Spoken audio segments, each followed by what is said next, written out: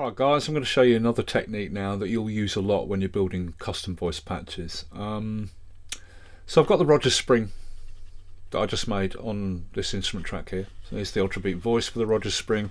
Here's the output channel for the Rogers Spring. Here's the smart controls for the Rogers Spring. Okay, now another technique that you will do a lot when you're building a custom voice patch is you will want to copy plugin effects and their smart controls from another factory voice into the custom voice that you're editing and building. So let me show you how to do that. So here's the Rogers Spring, and we've got the envelope control here controlling the enveloper plugin on the output here for the Rogers Spring. Right, got this enveloper. Right, now I want to change that, and I want to change it for the spreader stereo delay that you get on a lot of the factory voices. So I get the spreader on my custom Rogers Spring. So we first create a new instrument track. Okay, and on this instrument track I load up Drum Machine Designer, kit pieces. I load up any factory voice that has that spreader stereo delay on it. Pretty much all the hi-hat ones have it, claps have it, most of the toms have it. So I load up one of the hi-hat one hi-hats onto this new instrument track. Boom. Now we've got a hi-hat one beat machine on this instrument track. Here's its output channel, and there's the stereo delay. There's the stereo delay doing the spread effect, and here in the smart controls for the hi-hat is the spread control controlling that stereo delay.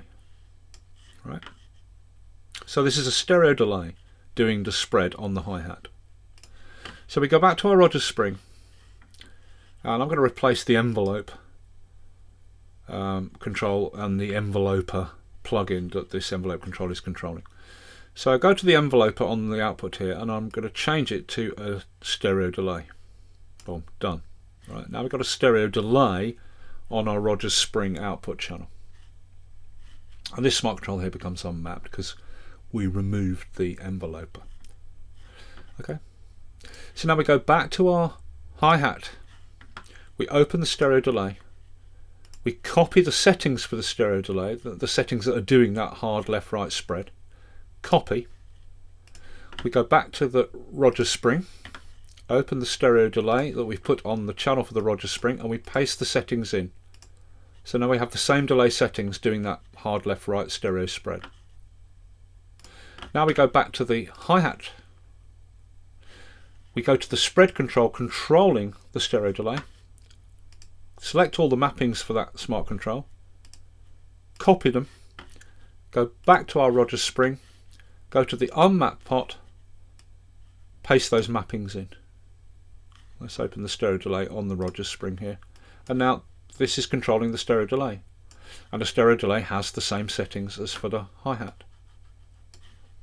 Right, let's open the Ultrabeat for our Rogers Spring. Just test it.